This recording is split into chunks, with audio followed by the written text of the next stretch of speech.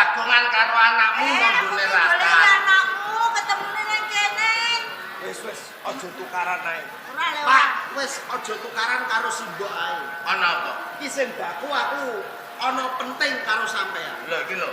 Anakmu ae ngomong ana penting. Ayo kono dirungokno kok. Penting apa, Le? Aku lamarno Pak.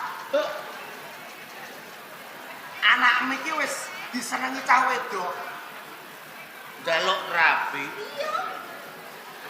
Iki lah anakmu ki ya tetek werek iki. Kok tetek werek iki? Rabi iki ora butuh ragat. Ragat kondi. Duwe kondi ngrabekno anakmu kemuda. Oh, mergawe sik alih, bar mergawe lagi luru bojo. Lah iya ngono. Sampean bingung perkara ragat. Ya iya. Ora usah mikir ragat. Mergo apa? Apa? Calon mantune sampean iki anake wong sugih-sugih sak desa.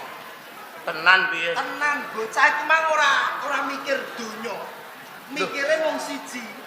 Tujuane sampean karo simbok penting iso nglamar. Tenan piye? Iya, Candi ku cah raga wangsan. Raga Wangsa. Anake sapa? Anake ki raga wangsa.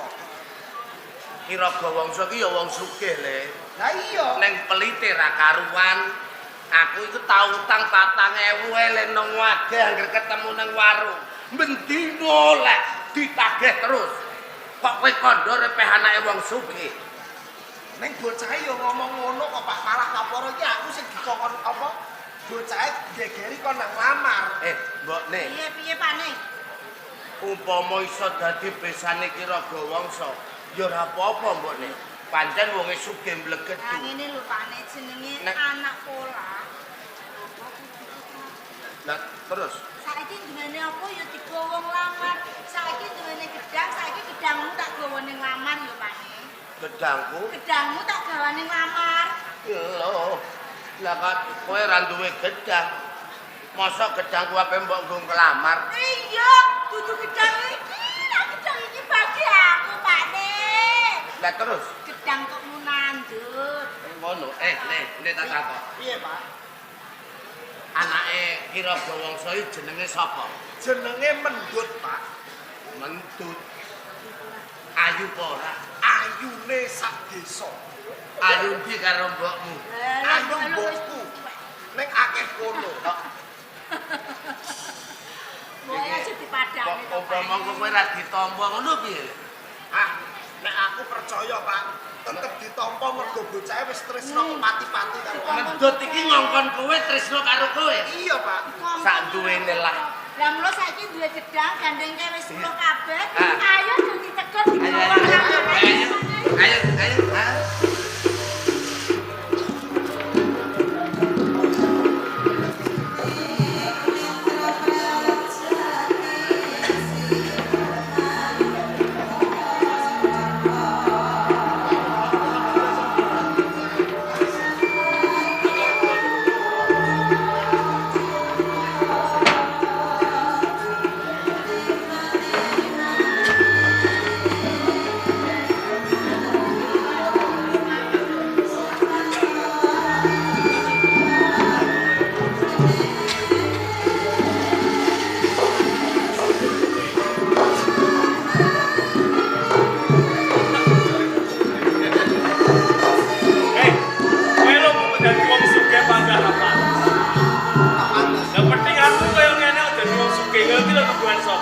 Pantes pun ada dadi wong sugih.